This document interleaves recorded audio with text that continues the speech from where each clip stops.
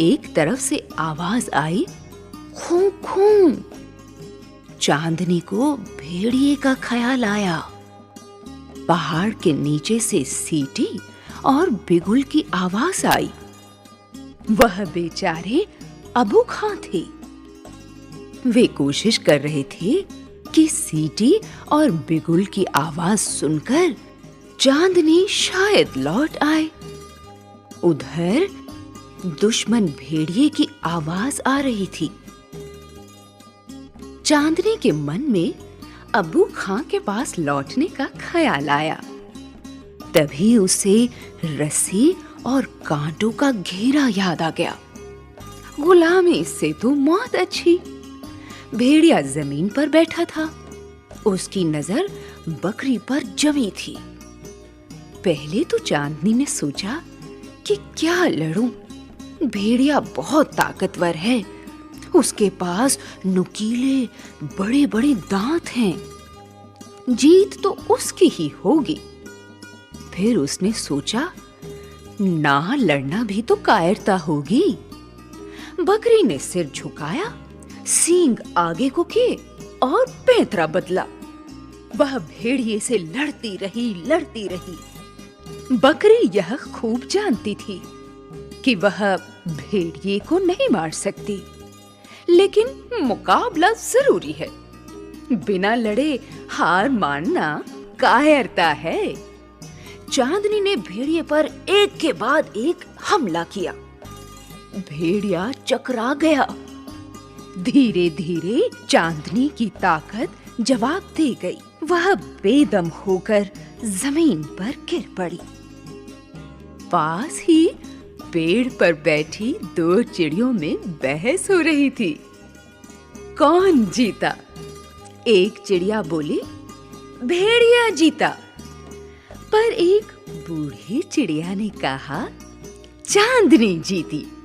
अब आप फैसला करो, कौन जीता?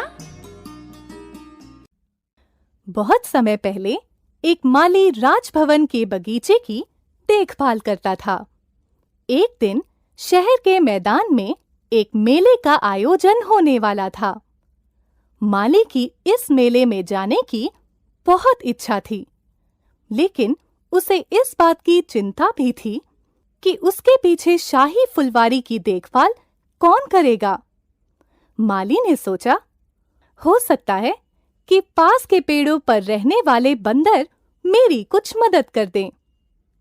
यह सोचकर माली ने बंदरों के नेता के पास जाकर सहायता की विनती की। बंदर प्रतिदिन माली को पानी देते हुए देखते थे, सो बंदर माली की मदद के लिए तैयार हो गए। दूसरे दिन माली मेला देखने चला गया। बंदरों ने पौधों में पानी देने का निश्चय किया।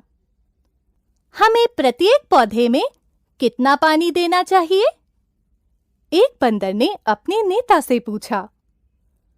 हर पौधे की जड़ को उखाड़ कर देखो कि उसे कितने पानी की आवश्यकता है, फिर उसे आवश्यकता अनुसार पानी दे दो। बंदर के नेता ने जवाब दिया। इस तरह बंदरों ने सभी पौधों को उखाड़ कर उनमें पानी दिया। उन्होंने मिट्टी से सारी घास भी उखाड़ डाली। शाम को जब माली बगीचे में पहुंचा, तो बंदरों की इस हरकत पर सिर पीट कर रह गया। उपदेश: हमें सोच समझकर दूसरों पर भरोसा करना चाहिए। गर्मियों के दिन थे। सूरज अपनी छटा बिखेर रहा था। सब कुछ सुनहरा और सुंदर दिखलाई पड़ रहा था। टिड्डे ने जी भरकर भोजन किया और प्रसन्न होकर गाना गाने लगा। तभी उसने देखा कि कुछ चींटियां भोजन इकट्ठा कर अपने घर ले जा रही हैं। उसने अपनी दोस्त चींटी से पूछा, तुम लोग कितनी लालची हो? खुशियों के सुहाने मौसम में भी काम कर रही हो? मुझे तो तुम पर तरस आता है। चींटी ने कहा, मेरे दोस्त, हम लोग आने वाली सर्दियों के लिए भोजन इकट्ठा कर रहे हैं। कुछ दिनों के बाद सर्दियों के दिन आ गए। भोजन की कमी के कारण टिड्डे को भोजन मिलने में कठिनाई होने लगी। अंत में वह भूखमरी की कगार पर जा पहुंचा। तब थक हार कर वह अपनी दोस्त चींटी के घर पहुंचा तथा उससे कुछ भोजन की मांग की। इस पर चींटी ने कहा, देखा मित्र, तुमने गर्मियों के दिनों को गाने में बिता दिया। अब सर्दियों में नाच करो। चले जाओ, मैं तुम जैसे आलसी को कुछ भी नहीं दे सकती। यह कहकर चींटी ने अपना दरवाजा बंद कर दिया। उपदेश: आलसी दुखी रहते हैं। किसी जंगल में एक बूढ़ा शेर रहता था। अब उसमें इतनी शक्ति नहीं बची थी कि वह अपने भोजन के लिए किसी जानवर का शिकार कर सके। उसने सोचा, यदि ऐसी ही स्थिति रही तो हो ना हो एक दिन मैं भूख से मर जाऊंगा। तभी उसे एक उपाय सूझा। उसने पूरे जंगल में अपनी बीमारी की खबर फैला दी और मांद में लेट गया। अब जंगल का जो भी जानवर उसका हाल चाल पूछने आता, वह उसे खाकर अपनी भूख शांत कर लेता। इस प्रकार एक एक करके जंगल के बहुत सारे जानवर उसका शिकार बनते गए। एक दिन एक लोमड़ी भी शेर का हालचाल जानने पहुंची, परंतु वह बहुत चतुर थी। मांद के बाहर अंदर जाते कई जानवरों के पैरों के चिन्ह देखकर वह धूर्त शेर की नीयत भाप गई। उसने मांद के बाहर से ही शेर को आवाज दी, अब आपकी तबीयत कैसी है वनराज? मेरी स्थिति अच्छी नहीं है बहन, अंदर आओ ना, शेर ने कहा। मैं अवश्य आती महाराज, लेकिन मेरे सामने सभी जानवरों के मांद के अंदर जाने के ही चिन्ह हैं, बाहर आने के नहीं। इसलिए मैं उनकी तरह मरना नहीं चाहती। यह कहकर चतुर लोमड़ी वहां से तेजी से जंगल के अन्य जानवरों को सावधान करने निकल गई। उपदेश: हमें किसी की बातों में नहीं आना चाहिए। कुकड़ूकू, कुकड़ूकू। भाई मूंगू, नमस्कार। बहुत सुबह उठ गए हो। हाँ मासी, मैं तो जल्दी ही उठता हूँ। सबको समय पर जगाना जो होता है। आओ, नीचे आओ, मैं तुम्हें अपनी पीठ पर बैठाकर जंगल घुमा दूं। ना ना ना, मैं यही ठीक हूँ, मुझे नहीं जाना। तुम मुझे खा जाओगी। नहीं नहीं, जंगल के राजा ने ढिंढोरा पिटवाया है कि अब कोई किसी को नहीं खाएगा। मैंने तो नहीं सुना। अरे, ये कौन भागे आ रहे हैं? शिकारी कुत्ते? मासी, कहाँ चले? अगर कुत्तों ने ढिंढोरा ना सुना हो तो।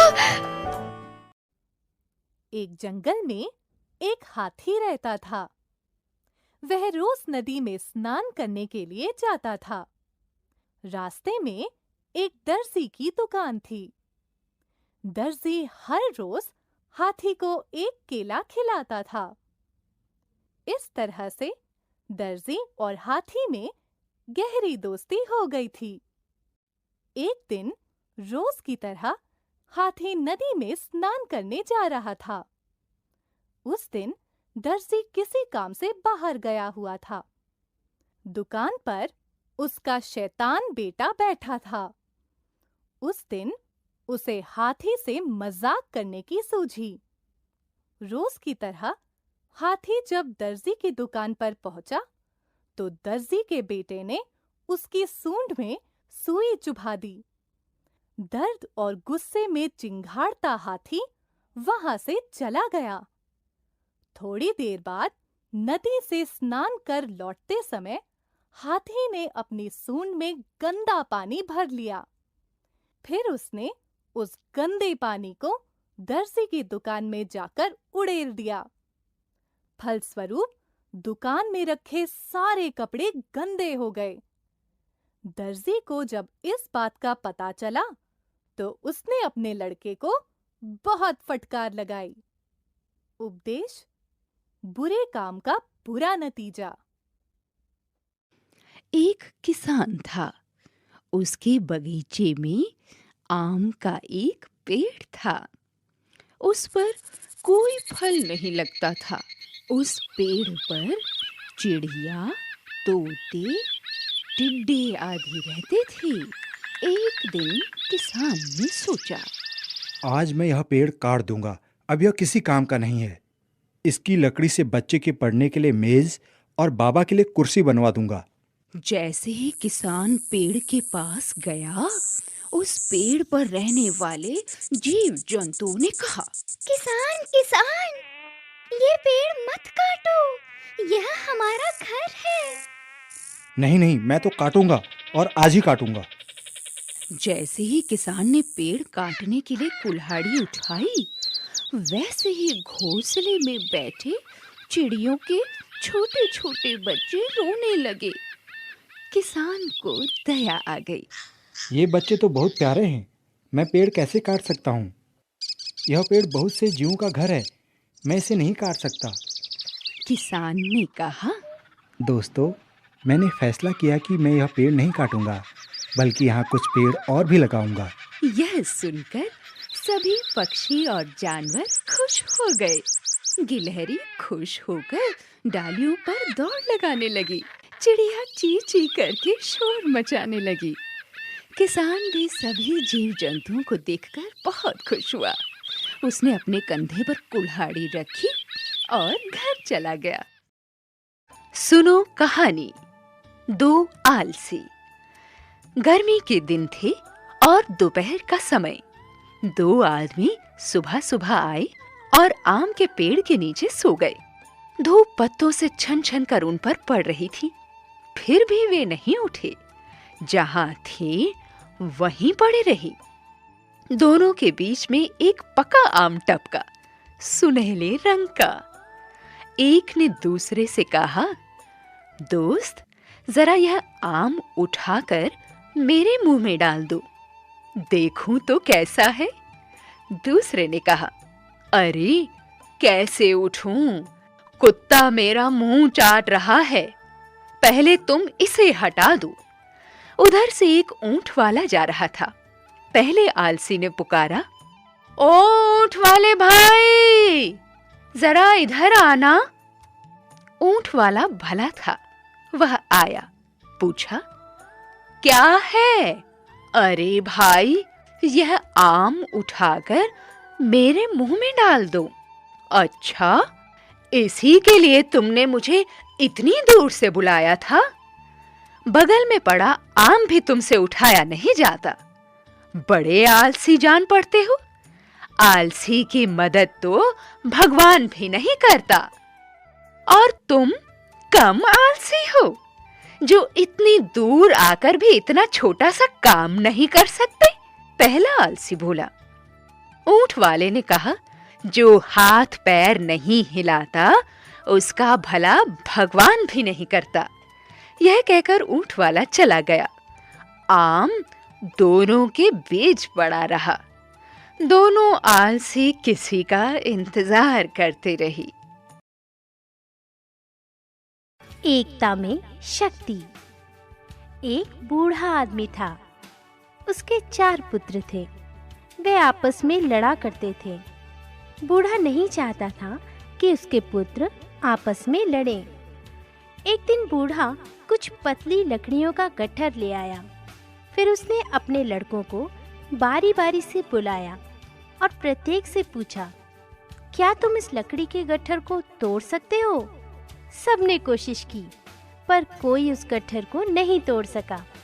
फिर बूढ़े ने गट्ठर खोलकर प्रत्येक लड़के को एक एक लकड़ी दी और उसे तोड़ने को कहा। प्रत्येक लड़के ने आसानी से लकड़ी तोड़ दी। बूढ़े आदमी ने लड़कों से कहा, तुमने देखा कि ये लकड़ियां जब तक एक साथ बंधी थी तो तुम में से कोई भी इन्हें नहीं तोड़ सका, परंतु अलग अलग होने पर तोड़ दिया। इसी प्रकार यदि तुम मिलकर रहोगे तो शक्तिशाली बनोगे और अलग अलग रहोगे तो कमजोर बनोगे। अतः तुम्हें आपस में मिलकर रहना चाहिए। एकता में बल है। एक नदी के पास पहाड़ की तलहटी में गिलहरी, खरगोश, गोरिल्ला और हाथी रहा करते थे। वे एक दूसरे के बहुत अच्छे मित्र थे। एक दिन सुबह गिलहरी एक पेड़ पर चढ़ गई और रोज की तरह व्यायाम करना शुरू कर दिया। पेड़ के नीचे से बहती नदी का पानी तेजी से ऊपर उछला और धमाके के साथ नदी पर बना लकड़ी का पुल टूट गया। गिलहरी नीचे कूद गई। खरगोश उछलता कूदता वहां पहुंचा।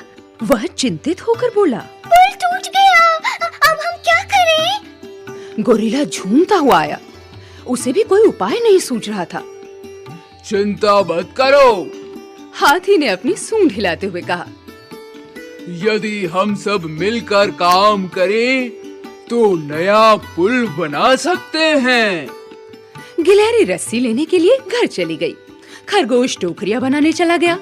गोरिल्ला अपनी कुल्हाड़ी की धार तेज करने चला गया। हाथी बल्ली लाने के लिए चल दिया। उनके पुल बनाने की योजना को झाड़ियों में छिपी एक लोमड़ी ने सुन लिया। वह उनकी योजना को विफल करने का उपाय सोचने लगी। लोमड़ी गोरिल्ला के घर जा पहुंची। गोरिल्ला कुल्हाड़ी की धार तेज कर रहा था। लोमड़ी उससे बोली, तुम गिलहरी और खरगोश के लिए इतना कठिन काम क्यों कर रहे हो? तुम तो ज्यादा ताकतवर हो। गोरिल्ला को लगा कि यह लोमड़ी ठीक ही कहती है। उसने कुल्हाड़ी एक तरफ रख दी। इसके बाद लोमड़ी खरगोश के घर गई। वह टोकरी बनाने के काम में लगा था। लोमड़ी ने उसे धमकी दी, मैं तुम्हें वो पुल नहीं बनाने दूंगी। अगर तुमने घर से बाहर कदम रखा तो मैं तुम्हें समूचा निगल जाऊंगी। खरगोश की सिट्टी पिट्टी गुम हो गई। जब गिलहरी रस्सी लेकर नदी के किनारे पहुंची तो हाथी पहले से ही अपने सूंड में बल्ली पकड़े वहां मौजूद था। उन्होंने गोरिल्ला और खरगोश का काफी देर तक इंतजार किया, पर वे न आए। गिलहरी ने दुखी होकर हाथी से कहा, वे दोनों नहीं आएंगे। आओ हम स्वयं पुल बनाएं। वे दोनों पुल बनाने के काम में जुट गए। थोड़ी ही देर में उनको पता चल गया कि गोरिल्ला और खरगोश के बिना वे पुल नहीं बना सकते। हाथी और गिलहरी खरगोश के घर गए। वहां उन्हें सारी बात पता चली। जब पिछली बार लोमड़ी ने तुम्हारे घर पर कब्जा करने की कोशिश की थी, तब हम सब ने मिलकर उसे खदेड़ दिया था। हाथी ने कहा, एक होकर हम ताकतवर हो जाते हैं और किसी शत्रु से नहीं डरते। गिलहरी ने कहा। खरगोश बोला, तुम ठीक कहती हो। हम सब मिलजुल कर पुल बना सकते हैं और लोमड़ी को हरा भी सकते हैं। इसके बाद तीनों गोरिल्ला से मिलने उसके घर गई। हाथी ने रस्सी से एक धागा निकालकर उसके हाथ में पकड़ा दिया, जिसे गोरिल्ला ने आसानी से तोड़ दिया। लेकिन समूची रस्सी को वह अपना जोर लगाकर भी नहीं तोड़ सका। गिलहरी बोली, एकता में ही ताकत है, सच है ना? गोरिल्ला ने सिर खुजलाते हुए कहा, मैं तो लोमड़ी के झांसे में आ गया था। फिर चारों दोस्त पुल बनाने के काम में जुट गए। उन्होंने लोमड़ी को फंसाने के लिए नदी के किनारे एक गड्ढा खोदा। गोरिल्ला अपनी कुल्हाड़ी से जंगल के पेड़ काटकर गिराने लगा और हाथी उनको सूंड से उठाकर नदी के किनारे पहुंचाने लगा। गिलहरी बेत के छिलके उतारने में लग गई ताकि खरगोश उनकी टोकरियां बना सके। धीरे धीरे पुल बनने लगा। तभी लोमड़ी दबे पांव वहां आ पहुंची। पुल बनते देखकर वह आग बबूला हो उठी। वह रस्सी को काटने के लिए उछली और गड्ढे में जा गिरी। हाथी गड्ढे के पास आया और उसने लोमड़ी को अपनी सूंड में लपेटकर ऊपर उछाल दिया। वह पानी में डूब मरी। चारों दोस्तों ने मिलकर नया पुल तैयार कर ही दिया। आहा, जरा देखो कितना सुंदर दृश्य है। डूबते सूरज की लाली छाई हुई है और गिलहरी, खरगोश, गोरिल्ला तथा हाथी नए पुल को पार कर रहे हैं। एकता जिंदाबाद। जैसे को तैसा। एक समय की बात है कि एक बूढ़ा आदमी किसी गांव में से चला आ रहा था। अचानक उसे किसी के गाने की आवाज सुनाई पड़ी। आवाज एक झोपड़ी में से आ रही थी। गीत की धुन बड़ी मीठी और प्यारी थी। बूढ़ा आदमी काफी देर तक खड़ा खड़ा सुनता रहा। फिर उसने झोपड़ी के भीतर झांक कर देखा। एक छोटी सी लड़की गा रही थी।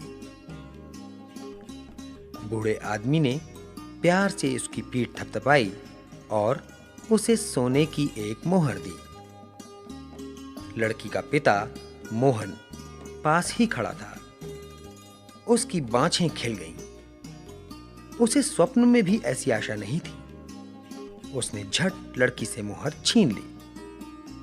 उधर जैसे ही बूढ़ा आदमी वापस जाने के लिए मुड़ा, मोहन ने चिल्लाकर कहा, अरे ठहरो, जाते कहाँ हो?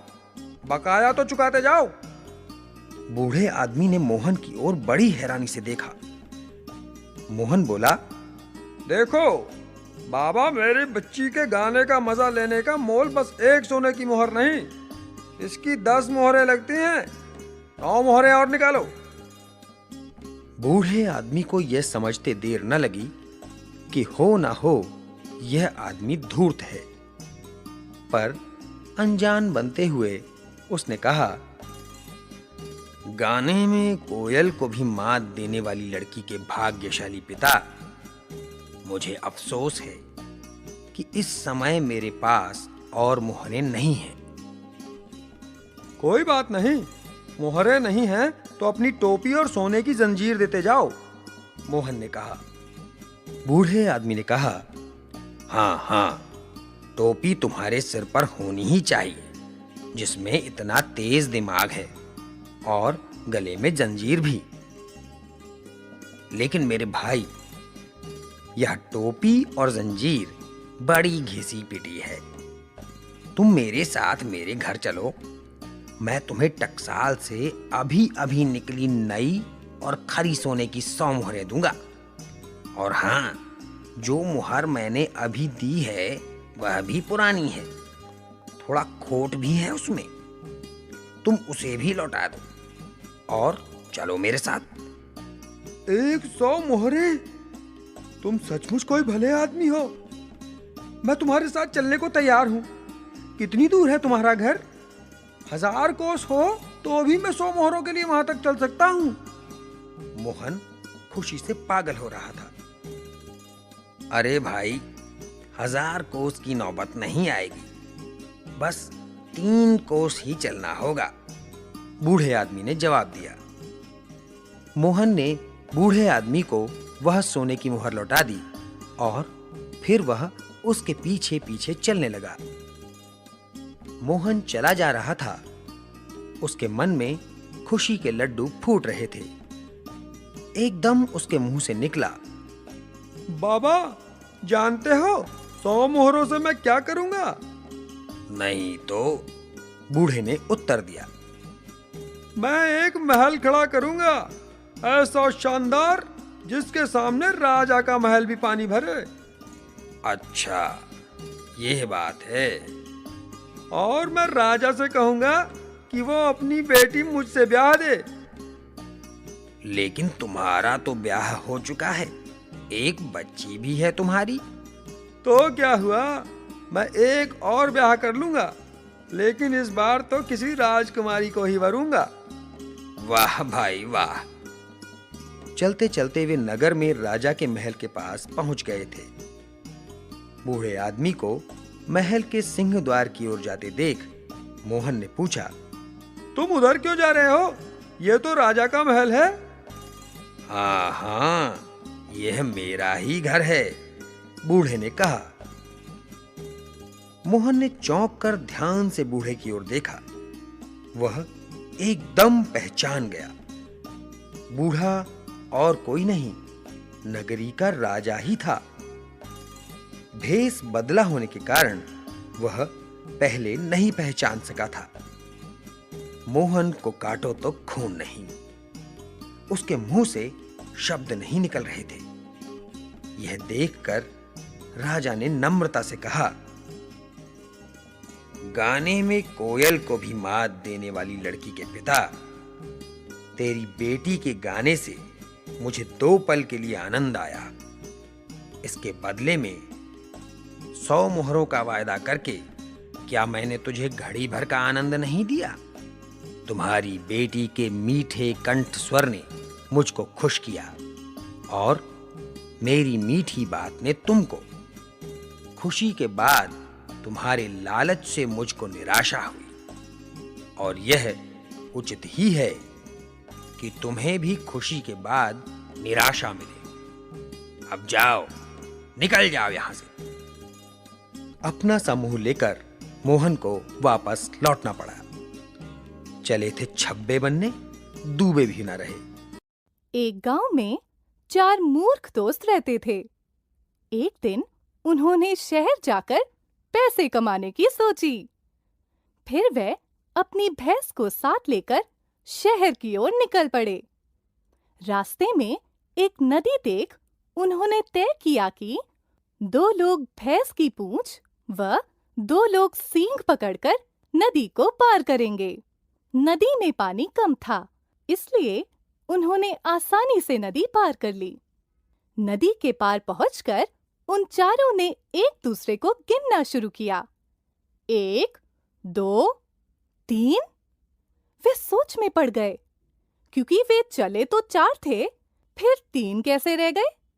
दरअसल गिनने वाला हर बार स्वयं की गिनती नहीं करता था।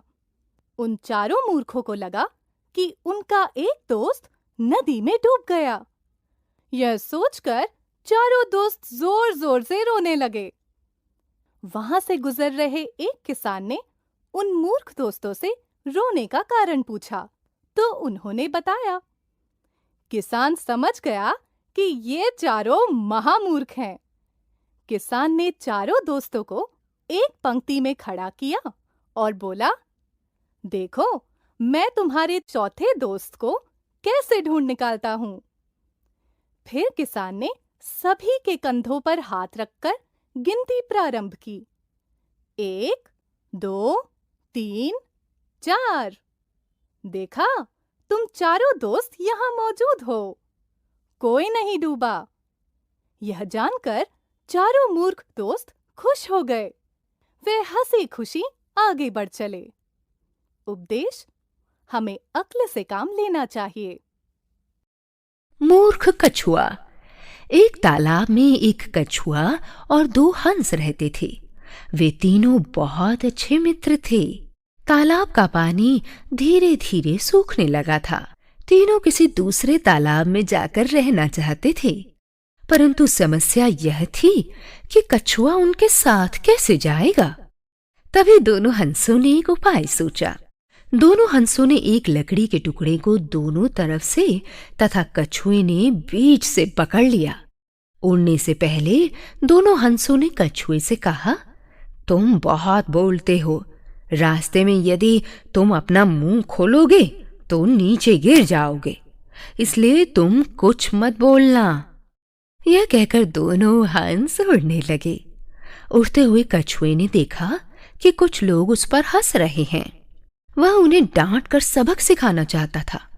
बिना सोचे समझे उसने जैसे ही बोलने के लिए अपना मुंह खोला, धड़ाम से नीचे गिर पड़ा। नीचे गिरते ही उसकी मृत्यु हो गई। शिक्षा: हमें सोच समझकर काम करना चाहिए। नकलची बंदर। एक समय की बात है, सड़क के किनारे एक वृक्ष पर बहुत से बंदर रहते थे। गर्मी का दिन था। वहां से एक थका हारा टोपी बेचने वाला जा रहा था। पेड़ की घनी छाया देखकर उसने टोपियों की गठरी वहीं रख दी और आराम करने लगा। थकावट के कारण उसे नींद आ गई। जब उसकी आंखें खुली तो उसने अपनी गठरी को खाली पाया। वह बहुत हैरान हुआ। उसने इधर उधर देखा। कुछ देर बाद उसकी नजर पेड़ पर बैठे हुए बंदरों पर गई। बंदरों ने टोपी वाले की सारी टोपियां अपने सिरों पर पहन रखी थीं।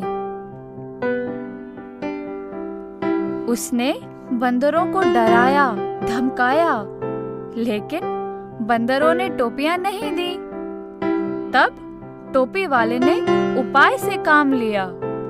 उसने अपनी टोपी सर से उतारकर नीचे फेंक दी। यह देखकर नकलची बंदरों ने भी अपनी टोपियां सिरों से उतारकर नीचे फेंक दी। टोपी वाले ने अपनी सारी टोपियां इकट्ठी की और वहां से चल दिया।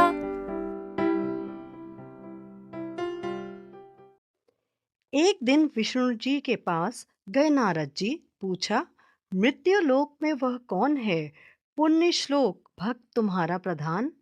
विष्णु जी ने कहा, एक सज्जन किसान है, प्राणों से प्रियतम, उसकी परीक्षा लूंगा। हंसे विष्णु सुनकर यह, कहा कि ले सकते हो। नारद जी चल दिए। पहुंचे भक्त के यहाँ। देखा, हल जोत कर आया वह दोपहर को।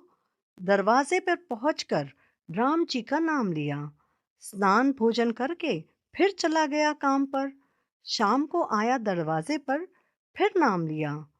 प्रातःकाल चलते समय एक मधुर नाम स्मरण किया।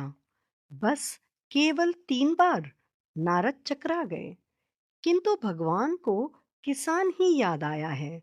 गए विष्णु लोक, बोले भगवान से, देखा किसान को दिन भर में 3 बार नाम उसने लिया है। बोले विष्णु, नारद जी, आवश्यक दूसरा एक काम आया है, तुम्हें छोड़कर कोई नहीं कर सकता। साधारण विषय ये बात को विवाद होगा। तब तक यह आवश्यक कार्य पूरा कीजिए। तेल पूर्ण पात्र यह लेकर प्रदक्षिणा कर आइए भूमंडल की। ध्यान रहे सविशेष एक बूंद भी इससे तेल ना गिरने पाए। लेकर चले नारद जी। आज्ञा पर घृत लक्ष्य, एक बूंद तेल उस पात्र से गिरे नहीं। योगी राज जल्द ही विश्व पर्यटन करके लौटे बैकुंठ को। तेल एक बूंद भी उस पात्र से गिरा नहीं। उल्लास मन में भरा था, ये सोचकर तेल का रहस्य एक अवगत होगा नया। नारद को देखकर विष्णु भगवान ने बैठाया स्नेह से। कहा, यह उत्तर तुम्हारा यहीं आ गया। बतलाओ, पात्र लेकर जाते समय कितनी बार नाम इष्ट का लिया? एक बार भी नहीं। शंकित हृदय से कहा नारद ने विष्णु से। काम तुम्हारा ही था, ध्यान उसी में लगा रहा, नाम फिर क्या लेता? और विष्णु ने कहा, नारद, उस किसान का भी काम मेरा दिया हुआ है। उत्तरदायित्व कई लादे हैं, एक साथ सबको निभाता और काम करता हुआ नाम भी वो लेता है। इसी से है प्रियतम। नारद लज्जित हुए। कहा, यह सत्य है। सारस और लोमड़ी।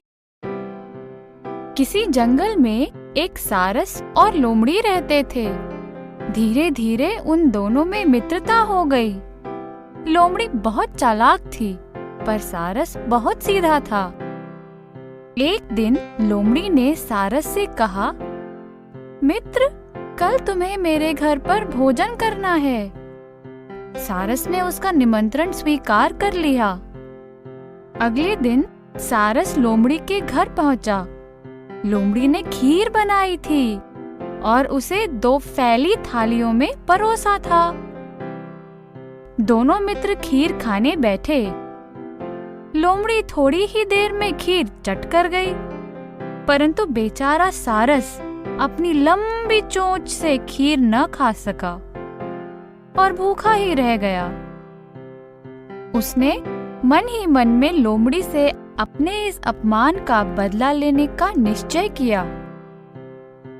कुछ दिनों के बाद एक दिन सारस ने लोमड़ी से कहा, बहन, कल तुम हमारे घर खाने पर आना।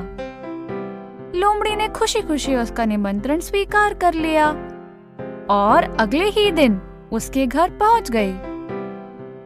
सारस ने खीर बनाई और 2 लंबी गर्दन वाले बर्तनों में परोसी। सारस अपनी लंबी चोंच से खीर साफ कर गया, लेकिन लोमड़ी न खा सकी और भूखी रह गई। वह अपने पिछले व्यवहार पर बहुत शर्मिंदा हुई।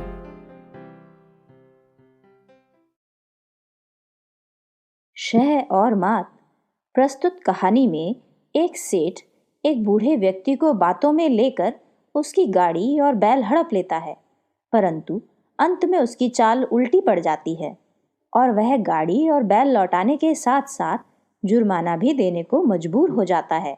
गांव का एक बूढ़ा चौधरी लकड़ियों से भरी गाड़ी लेकर करीब के नगर में बेचने के लिए आया।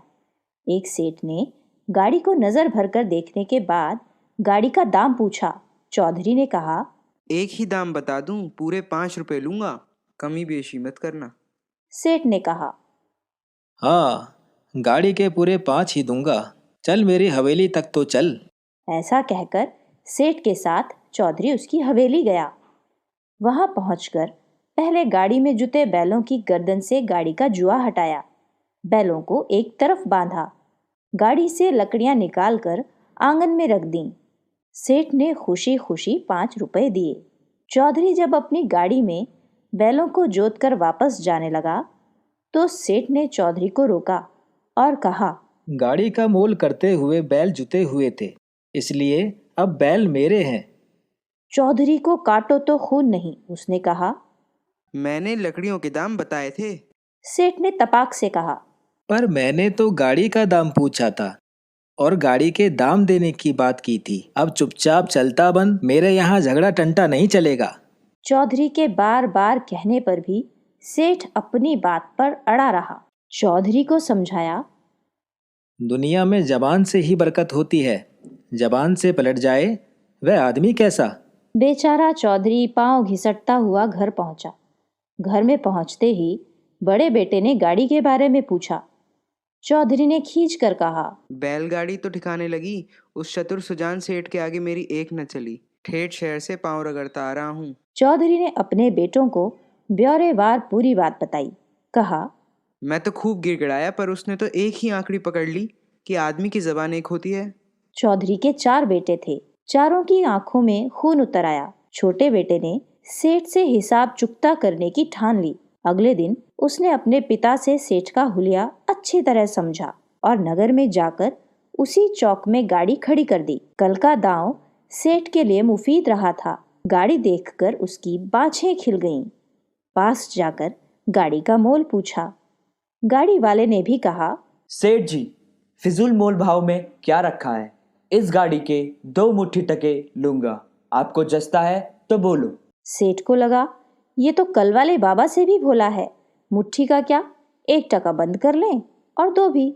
आज यह गावदी खूब मिला। हवेली पहुंचते ही सेठ ने कहा, बोहनी के बखत पहले दाम पल्ले बांध ले, फिर गाड़ी खोलना। यह कहकर वह हवेली के अंदर गया और दोनों मुट्ठियों में 1-1 टका बंद करके चौधरी के पास आकर बोला, ले अपने दाम, फिर दूसरी सटर पटर करना।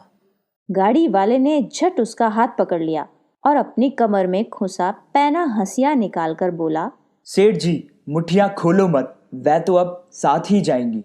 सेठ हैरान हो गया। चौधरी का लड़का बोला, सेठ जी, जो सौदा ठहरा है वही बता रहा हूँ। तुम्हारे शहर में जब लकड़ियों के साथ गाड़ी बैल बिकते हैं तो टकों के साथ मुठियाँ भी जाएंगी। सेठ जोर से चिल्लाया। छोड़ दे चौधरी, मुझ पर दया कर। तुझे गाड़ी के साथ दंड के 500 रुपये भी दूंगा। कल के गाड़ी बैल भी वापस ले जा। चौधरी बोला, मेरे पिता कल गिड़गिड़ाए, पाँव में पगड़ी रखी, पर तुम नहीं पसीजे। जबान से तो लाखों का लेन देन होता है। सेठ ही करतूत के लिए उसे उलाहना देते देते उसने हंसिए का एक रगड़ा और दिया। सेठ कांपते हुए बोला, मेरा हाथ छोड़ दे। उसे कांपते देख वह सेठ का उपहास करने लगा और सेठ को अपने पांव पर पगड़ी रखकर 7 बार नाक रगड़ने को बोला। सेठ ने ऐसा ही किया। चौधरी ने सेठ से 500 रुपए और गाड़ी बैल वापस मांगे और कहा, अगर इसमें चीज चपड़ की तो हंसिए से आते निकाल दूंगा। सेठ तो फिर ऐसा मौन हुआ कि तुरंत 500 रुपए और उसके पिता से हथियाए गाड़ी बैल भी लौटा दिए। चौधरी का समझदार बेटा दोनों बैलगाड़ियों के साथ अपने गांव लौट आया। शुभ संकल्प। अमरूद, नीम और पीपल के वृक्ष एक साथ प्रवेश करते हैं। प्रणाम। खुश रहो, खूब फूलो फलो, तुम सब दीर्घायु बनो। दादा, आप हमें दीर्घायु होने का आशीर्वाद दे रहे हैं? हाँ, मैं तुम्हें दीर्घायु होने का ही आशीर्वाद दे रहा हूँ। लेकिन हम सबका जीवन तो संकट में आ गया है। संकट? कैसा संकट? दादा, क्या आप जानते नहीं कि आज वृक्षों को कितनी तेजी से काटा जा रहा है? हाँ, मैं यह बात जानता तो हूँ, पर कुछ कर नहीं पा रहा हूँ। दादा, यदि यही हाल रहा तो हमारा तो वंश ही समाप्त हो जाएगा। ऐसा नहीं होने पाएगा। मैं सैकड़ों वर्षों से मनुष्य को देख रहा हूँ। पहले यह स्थिति नहीं थी। इस देश में वृक्षों को देवता मानकर पूजा जाता था। हाँ दादा, स्त्रियां मेरी बहुत पूजा करती थीं, पर अब न जाने क्या हो गया है। मुझे आश्चर्य इस बात का है कि ये लोग हमसे बहुत लाभ उठाते हैं। ये मेरी टहनियों से दातून करते हैं, मेरी निम्बोरियों से तेल निकालकर साबुन बनाते हैं, मेरी पत्तियों को सुखाकर कीटनाशक के रूप में प्रयोग करते हैं। मैं तो उन्हें मीठे मीठे फल प्रदान करता हूँ। मेरा भाई आम भी उन्हें रसीले फल देता है। फिर भी ये लोग हमें काटने में क्यों नहीं झिझकते? अरे, हम तो इनके जीवन रक्षक हैं। हम ही इन्हें आश्रय प्रदान करते हैं। तुम सभी की बातों में तुम्हारी चिंता झलकती है। हमें कोई समाधान खोजना चाहिए। तभी बंदर उछलता कूदता वहां आता है। बरगद दादा, मुझे भी रहने को स्थान दो। बंदर बेटे, तुम घबराए हुए क्यों हो? लोग वृक्षों को काटने जा रहे हैं। यदि वृक्ष ही नहीं रहेंगे तो भला हम कहाँ रहेंगे? क्या खाएंगे? कोयल आती है। बरगद दादा, वृक्ष न रहने पर भला मैं कैसे गा पाऊंगी? दादा, आपने देखा मनुष्य ने अपने स्वार्थ के कारण प्राणी जगत में कैसी त्राही त्राही मचा रखी है। प्यारे बच्चों, थोड़ा धैर्य रखो। यदि मनुष्य वृक्षों को इस प्रकार काटता रहा तो एक दिन वह स्वयं बहुत बड़े संकट में फंस जाएगा। वह किस संकट में फंस जाएगा? वृक्षों को अंधाधुंध काटने से उसका पर्यावरण प्रदूषित हो जाएगा। उसे सांस लेने के लिए स्वच्छ वायु तक नहीं मिल पाएगी। तभी 4 बालक धवल, दिव्या, थॉमस और हनीफ प्रवेश करते हैं। उफ, कितनी गर्मी है। धूल और धुएं से मेरा दम घुटा जा रहा है। मैं तो गाड़ियों के शोर और धुएं से परेशान हो गया हूँ। आओ, हम सब इस बरगद की छाया में बैठें। हाँ, यहाँ सचमुच शीतलता है। मुझे ये हरे भरे वृक्ष अच्छे लगते हैं। ये वातावरण को शुद्ध बनाए रखते हैं। हाँ, मेरी दादी जी बताती हैं कि वृक्षों के भी प्राण होते हैं, वे भी सांस लेते हैं। अरे हाँ, प्रसिद्ध वैज्ञानिक जगदीश चंद्र बसु ने तो यह सिद्ध कर दिया था कि वृक्षों में भी जान होती है। फिर कुछ लोग वृक्षों को काटते क्यों हैं? कटते समय वृक्षों को भी दुख होता होगा। बच्चों, मनुष्य अपने तुच्छ स्वार्थ के लिए वृक्षों को काटता है, पर हम उन्हें ऐसा करने से रोकेंगे। तुम भला उन्हें किस प्रकार रोकोगे? हम सब मिलकर उन वृक्षों से चिपक जाएंगे जिन्हें वे काटने जा रहे होंगे। पर्वतीय क्षेत्रों में एक ऐसा ही आंदोलन चल भी रहा है, चिपको आंदोलन। बच्चों, तुम्हारी बातें सुनकर हम वृक्षों को बड़ा संतोष हुआ है। अब मैं आशा कर सकता हूँ कि नई पीढ़ी वृक्षों के काटने को रोक सकेगी। बच्चों, तुम्हारे संकल्प से हमारे अंदर आशा का संचार हुआ है। अब आप अपना काम शुरू कर दो। आप कतई चिंता न करें, हम अपने संकल्प को जन जन तक पहुंचाएंगे। अब तो बिना अनुमति के वृक्ष काटना कानूनी अपराध है। सभी बच्चे गाते हैं, आओ मिलकर वृक्ष लगाएं, वातावरण में हरियाली लाएं। वृक्ष कटे तो हम कट जाएं, धरती को हम स्वर्ग बनाएं। पर्दा गिरता है। तरंग लीला। एक ब्राह्मण था। वह पढ़ा लिखा नहीं था, गांव में भीख मांगता। इससे किसी तरह उसका गुजारा हो जाता। ब्राह्मण के मन में निरंतर अनेक प्रकार के विचारों की तरंगी उठती रहती थी, इसलिए लोगों ने उसका नाम तरंगी लाल रख दिया था। तरंगी लाल के हाथ में सदा एक डंडा रहता था। मकर संक्रांति का त्योहार था। उस दिन लोग तिल गुड़ से बने लड्डुओं का दान करते हैं। लोग गुप्त दान के लिए लड्डू में पैसे डालते हैं। तरंगी लाल को इस बार भिक्षा में तिल गुड़ के बहुत लड्डू मिले। तरंगी लाल घूमता घूमता कुम्हारों के मोहल्ले में पहुंचा। एक कुम्हार के घर के पास एक पेड़ के नीचे वह बैठकर सुस्ताने लगा। पास ही कुम्हार के मटके पड़े थे। अब तरंगी लाल की तरंगे चलने लगी। आज खूब तिल के लड्डू मिले हैं। लड्डू मैं खा लूंगा और इनमें से जो पैसे निकलेंगे उन्हें इकट्ठा कर लूंगा। उन पैसों में से एक दुकान खोलूंगा। धीरे धीरे मेरे पास बहुत पैसे इकट्ठे हो जाएंगे। फिर मैं एक मकान बनवाऊंगा। मकान होगा तो कई कन्याओं के माता पिता मुझसे अपनी कन्याओं की शादी करने के लिए होड़ लगा देंगे। किसी सुंदर कन्या से मैं विवाह कर लूंगा। फिर हम पति पत्नी तांगे में बैठकर घूमने निकलेंगे। लेकिन यदि घोड़ा भड़क कर उछल कूद करने लगा तो तब तो उसे डंडे से पीटना पड़ेगा। तरंगों में बहते हुए तरंगी लाल ने डंडा उठाया और धड़ाधड़ धड़ाधड़ मारने लगा। घोड़ा तो वहां था नहीं, पर मटकों के ढेर पर डंडे बरसने लगे। कुम्हार के मटके फटाफट फूटने लगे।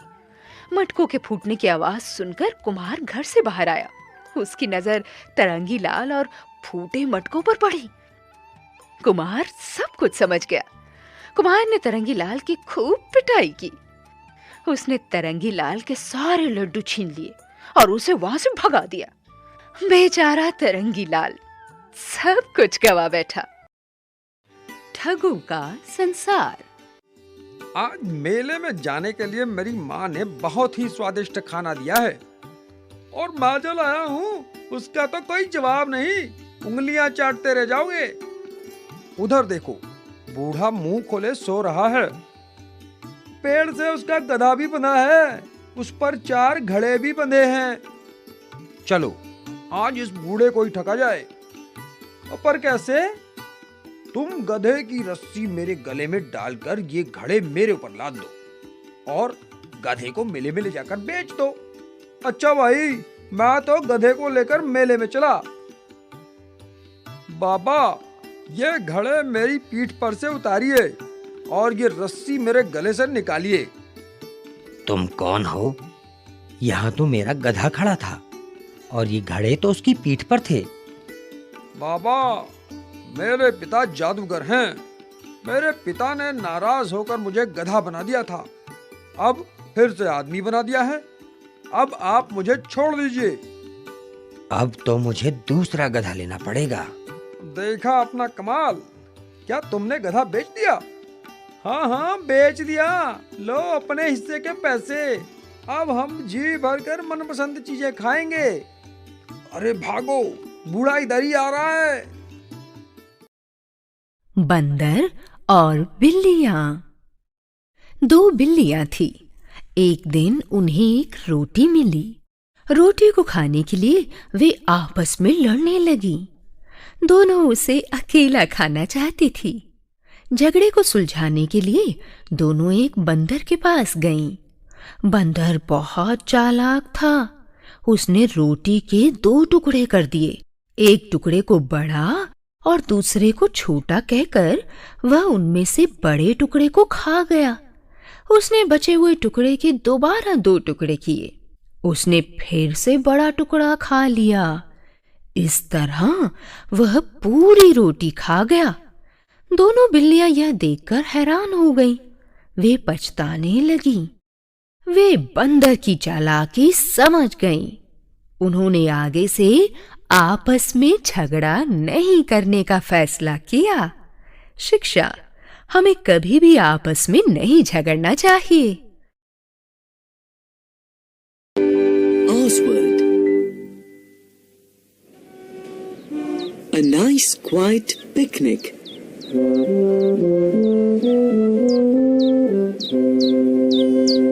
क्या ख्याल है बीनी? पिकनिक के लिए तो आज का दिन बहुत बढ़िया है ना? तुम तैयार हो ऑसवर्ल्ड? हम अभी आते हैं हेनरी। हम चले हैं पिकनिक और मिलके करेंगे मौज। सब चलेंगे साथ, मैं और तुम और मैं और हेनरी भी हो गए 3। मैंने सबके लिए खाना बनाया।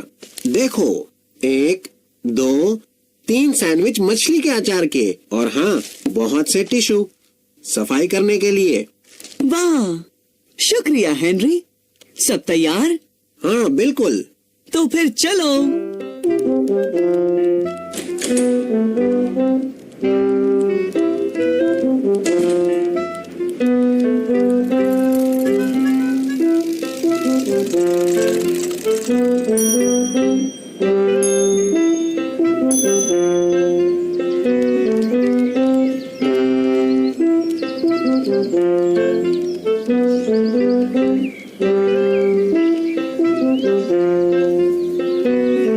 ये जगह बिल्कुल सही है पिकनिक के लिए।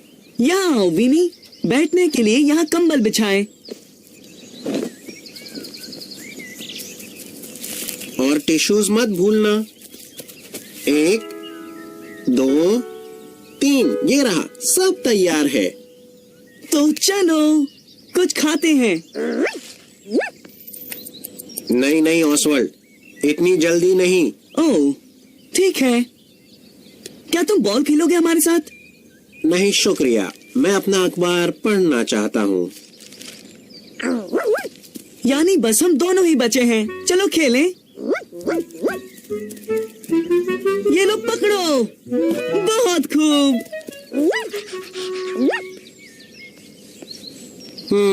ओफो, सैमन मछलियाँ इस साल कुछ जल्दी ही उल्टी तैरने लगी। अरे वो देखो डेजी, उसे भी पिकनिक मनाने बुलाते हैं। डेजी को भी? लेकिन ऑसवर्ल्ड, यहाँ तो सिर्फ 3 लोगों का खाना है। 1, 2, 3। तो क्या बांट लेंगे? डेजी यहाँ आओ, हमारे साथ पिकनिक मनाओगी? अरे वाह, पिकनिक क्यों नहीं? खैर ठीक है, हम तीनों के साथ डेजी भी, यानी 1, 2, 3, 4 लोग और 3 सैंडविच। हाँ, शायद काम चल जाए अगर हम बांट लें।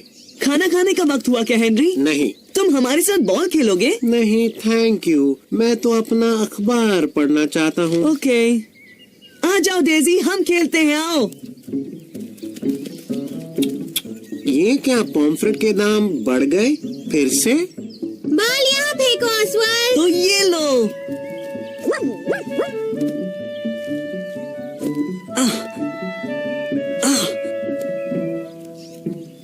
अरे वो रहा पोंगो। चलो उसे भी बुलाते हैं पिकनिक मनाने। क्या पोंगो? पर ऑसवाल्ड, ये खाना तो सिर्फ 4 के लिए है और वो कितना बड़ा है। तो हम बांट लेंगे। अरे पोंगो, तुम हमारे साथ पिकनिक मनाओगे? वाह, पिकनिक! क्या बताऊं, मुझे बाहर खाना बहुत पसंद है। चलो, हम चारों और पोंगो मिलकर हुए 1, 2, 3, 4, 5। 3 सैंडविच और 5 लोग। छोटे छोटे टुकड़े करने पड़ेंगे। क्या खाना खाने का वक्त हो गया हेनरी? नहीं। तो तुम बॉल खेलना चाहोगे? तुम भी बॉल खेलो हेनरी। हाँ, हमारे साथ खेलो ना, खेलो ना। नहीं शुक्रिया, मेरे पास पढ़ने के लिए अखबार है। ठीक है, जब मन करे आ जाना। तो आज रात ट्राउट मछलियों का शो है।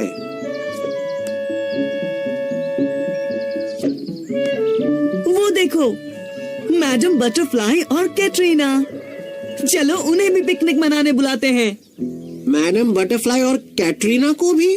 कभी देखा है वो नन्ही सी बच्ची कितना खाती है? ऑसवाल्ड, ये सिर्फ 5 लोगों के लिए काफी है। तो हम बांट लेंगे। मैडम बटरफ्लाई, कैटरीना, क्या हमारे साथ पिकनिक मनाओगे? हाँ, क्यों नहीं ऑसवाल्ड, पिकनिक के लिए ये दिन बहुत अच्छा है। ठीक है, तो हम 5 लोगों के साथ कैटरीना और मैडम बटरफ्लाई यानी 1, 2, 3, 4, 5, 6, 7। 3 सैंडविच और खाने वाले 7 लोग। अच्छा हो अगर सबका पेट पहले से ही भरा हो। क्या हम खाना खाएं हेनरी? भूख लगी है। ना, इतनी जल्दी नहीं।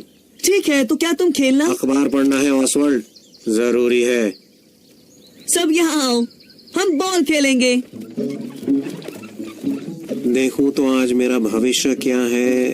कहाँ गया? ये रहा। हे, वो आए लियो और एग्बर्ट। पेडल ऐसे करो भाई। हाँ, ऐसे। इन्हें अपनी पिकनिक में बुलाएं। एग्बर्ट, लियो। कैसे हो ऑसवाल्ड? हाँ, कैसे हो? नहीं, बिल्कुल नहीं ऑसवाल्ड, यहाँ तो खाना सिर्फ 1, 2, 3, 4, 5, 6, 7 ही लोगों के लिए है। तो हम बांट लेंगे। नहीं ऑसवाल्ड, नहीं होगा। 9 लोगों में 3 सैंडविच, सिर्फ 3 सैंडविच हो ही नहीं सकता। ये तो नामुमकिन है। इससे तो अच्छा है पिकनिक ही ना मनाए।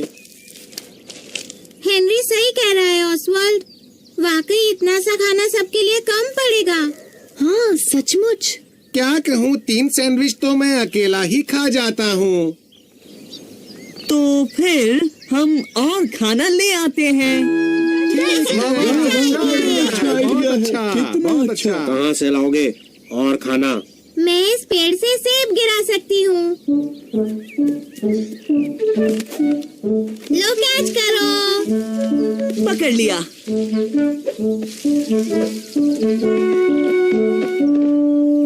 सेब। और मैं जानता हूँ कि अखरोट कहाँ मिलेंगे।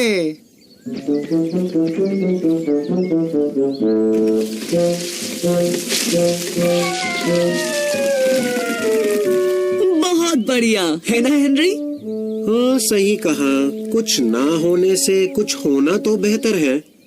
मैं चटपटा सलाद तो फटाफट बना सकती हूँ। सच में चटपटे सलाद के साथ अचार वाले सैंडविच की बात ही कुछ और है। क्या बताऊं, लगता है हम कुछ भी नहीं कर पाएंगे। हाँ, कुछ भी नहीं। अगर किसी को स्ट्रॉबेरी पसंद हो तो, या अंगूर, या टमाटर कैसा रहेगा? ओह, सेब, अखरोट, सलाद, सैंडविच, अंगूर, टमाटर। अब कुछ बात बनी। अब पिकनिक मनाने के लिए खाना काफी होगा। अच्छा हुआ मैं ज्यादा टिश्यूज ले आया। चलो देखें, हम 7 और साथ में लियो और एगबर्ड हुए 1, 2, 3, 4, 5, 6, 7, 8, 9। क्या अब खाने का वक्त हुआ है? ना, अब भी वक्त नहीं हुआ। तो ठीक है, हम थोड़ी देर और खेलते हैं। खाने का वक्त हो तो हमें बुला लेना हेनरी। क्या तुम मुझे खेलने के लिए नहीं कहोगे? मुझे लगा तुम खेलना नहीं चाहते हो हेनरी। लेकिन अब मैं अखबार पढ़ चुका हूँ और खेलना चाहता हूँ। अगर दौड़ना या फेंकना ना पड़े और छांव में खड़ा रहूं और ज्यादा चलना ना पड़े। ओके, चलो आ जाओ।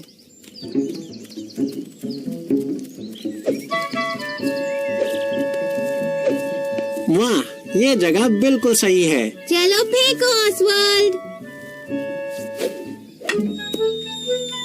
बॉल पकड़ो हेनरी। खाने का वक्त हो ही गया। चलो खाएं।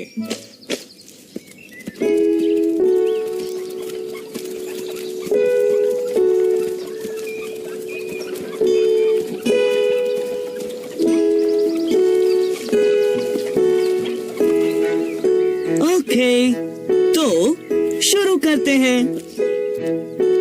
पहले 3, तुम 2 और मैं, डेजी से 4 और पोंगो 5, 6, 7 और 8, देखो ठाट बाट, खाए मिल बांट कैटरीना के साथ। पेट भर गया। मेरा भी, और कुछ भी नहीं खा सकता। तुम्हारी पिकनिक बढ़िया थी हेनरी। Bye Oswald. हाँ बाय। Bye bye. मेरा ख्याल है हमारे पास सबके लिए खाना था, बस एक ही चीज बच गई है। चटपटे अचार वाले सैंडविच। तो हम कल एक और पिकनिक मनाए हेनरी। और टिश्यू लाने होंगे।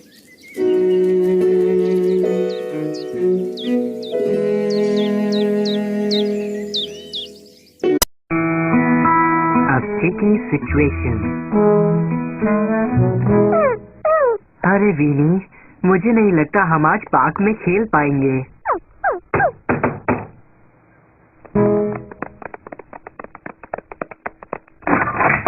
हाय ऑसवर्ड। ओह हाय डेजी।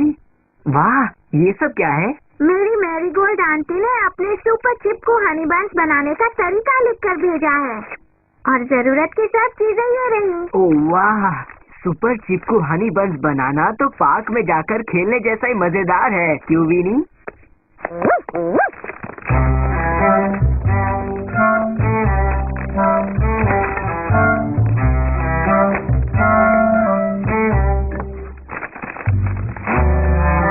मैदा, मक्खन, शक्कर। अब हम तैयार हैं। और भूलना मत मेरा पसंदीदा हर दिल अजीज शहद का बड़ा सा डिब्बा। हम पहले क्या करें? देखो, सबसे पहले हमें 2 कप मैदा लेना है। 2 कप मैदा, लो ये रहा। 1, 2, अब आगे? अब हमें चाहिए 1 पैकेट मक्खन। बस 1 पैकेट? क्या तुम्हें यकीन है? हाँ दीदी, बस 1 पैकेट मक्खन का। अब हमें चाहिए 2 चम्मच शक्कर। सिर्फ 2? कम लगता है, क्या हम 4 डाल दें?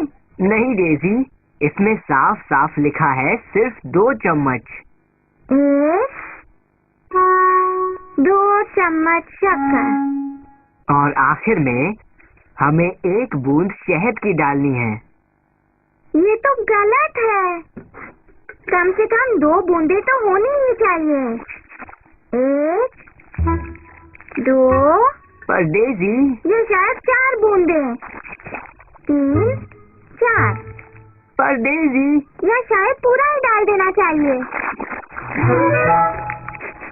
पर डेजी, इसमें सिर्फ 1 ही बूंद लिखा था। जानती हूँ, पर मुझे शहद पसंद है।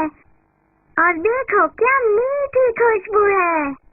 हाँ, खुशबू अच्छी है, लेकिन ये बहुत चिपक गया है। लाओ, मैं मदद करूँ।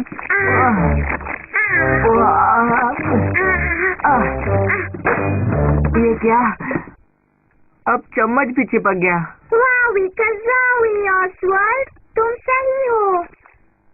अगर मैं इसे हाथों से कसकर मल दूं तो शायद ये। डेजी, तुम्हें इस मैदे में हाथ नहीं डालना है क्योंकि तुम शायद इसमें चिपक जाओ।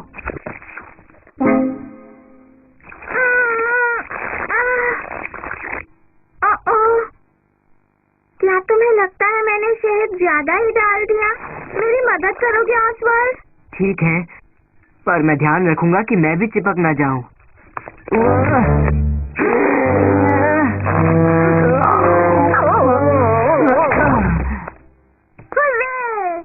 शुक्रिया ऑसवर्ल्ड।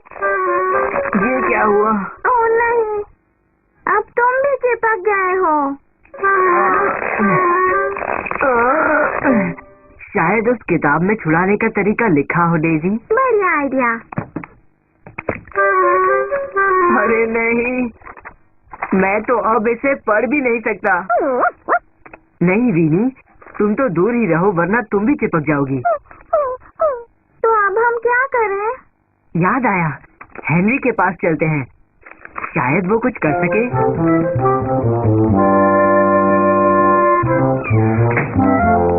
ओके, अगला कदम।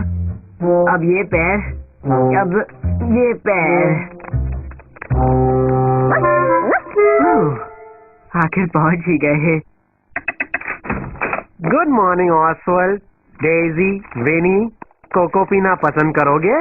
असल में हेनरी, हमें तुम्हारी मदद चाहिए। हम सुपर चिप को हनी बंस बना रहे थे और अब हम सचमुच चिपक गए हैं। तुम इस किताब को पढ़कर देखो, अगर इसमें कहीं छुड़ाने का तरीका लिखा हो तो। जरूरत नहीं, मुझे सब कुछ आता है ऑसवर्ल्ड, बस मुझे इस मैदे को साफ करना होगा। ध्यान से हेनरी, कहीं तुम भी चिपक ना जाओ। कोई बचाओ। अब तो हम सचमुच चिपक गए। अब हम क्या करेंगे? जानती हूँ, किसी को फोन करके उसकी मदद मांगे। नहीं, मेरे पास इससे अच्छा आइडिया है। चलो किसी ऐसे को ढूंढे जो इस किताब को पढ़ सके, शायद इस तरह हम छूट जाएं।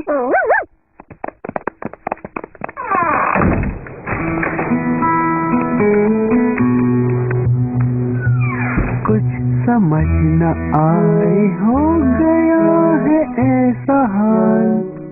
ओफो, कुछ समझ न आए, हो गया है ऐसा हाल। ओफो, क्या हम होंगे पहले जैसे या रहेंगे सदा ऐसे? हम जुड़ गए तुमसे, तुम जुड़ गए हो मुझसे।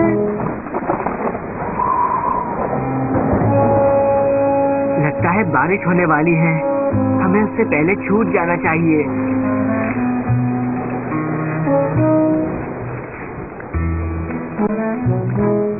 एडवर्ड, लियो, क्या हमारी मदद करोगे? जरूर कर सकते हैं ऑसवर्ल्ड, बताओ क्या बात है? हाँ हाँ, बताओ। हम सुपर चिप को हनी बंस बना रहे थे और अब हम लोग सचमुच चिपक गए। आहा, हम कैसे मदद करें? हाँ हाँ, कैसे मदद करें? क्या तुम लोग ये किताब पढ़कर बताओगे कि हम तीनों कैसे छूट सकते हैं? पर संभल कर, वरना तुम भी चिपक जाओगे। ये लो, अब हम भी चिपक गए। हाँ, हम भी। समझ गया। अगर तुम और एडवर्ड एक तरफ से खींचो और हेनरी और लियो दूसरी तरफ से। तुम्हारा मतलब टग ऑफ वॉर? हाँ, कोशिश करके देखते हैं। 3 गिनने पर खींचना। 1, 2, 3।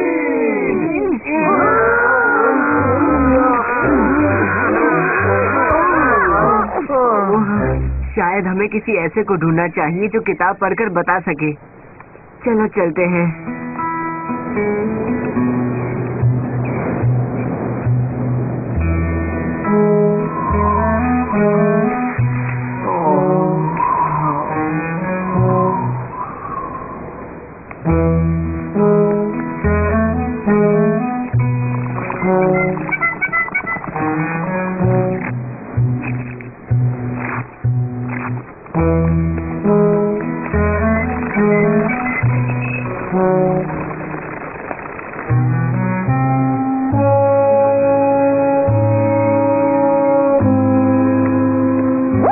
ध्यान से मिस्टर फ्लाई, बहुत पास मत आना वरना तुम भी चिपक जाओगे। ऑसवाल्ड, हेनरी और डेजी, अरे ये क्या? इतने सारे लोग इस तरह क्यों चिपके हैं? क्या कहूँ मैडम बटरफ्लाई, हमने सुपर चिपकू हनी बंस में पूरी बोतल शहद की डाल दी और अब हम लोग सचमुच चिपक गए। अरे नहीं, तुम्हें बस एक बूंद डालनी चाहिए, समझे? आप जानते हैं। क्या आप ये किताब पढ़कर बताएंगी कि हम कैसे छूट सकते हैं? हाँ, क्यों नहीं ऑसवाल्ड। पर संभल कर, वरना आप भी चिपक जाएंगी। चिंता मत करो ऑसवाल्ड, मैं ज्यादा ध्यान रखूंगी। कैटरीना, रुको।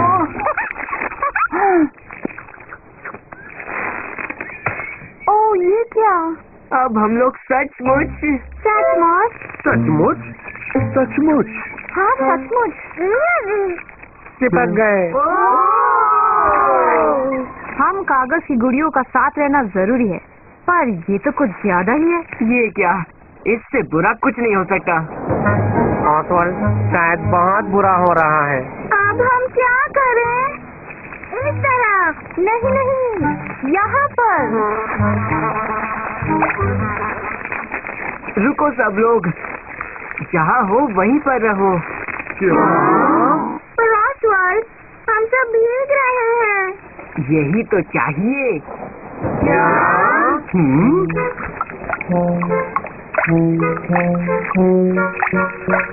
अरे मैं तो छूट गई हूँ। और देखो मैं भी, और मैं भी। है ना मजेदार बात? चलो यहाँ से चलें।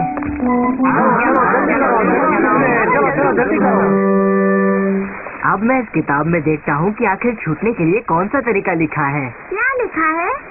लिखा है बहुत सारा पानी इस्तेमाल करो। सब लोग देखो, बारिश रुक गई। अरे ऑसवाल्ड, वापस चलते हैं और कुछ हनी बंस बनाते हैं। इस बार मैं अपने मन से कुछ नहीं करूँगी। डेजी, मेरे पास इससे भी अच्छा आइडिया है, क्योंकि मैंने अभी थोड़ी देर पहले ही बहुत सारे हनी बंस बनाए हैं जो सबके लिए काफी होंगे। हाँ, ये आइडिया ज्यादा अच्छा है। बिल्कुल सही कहा।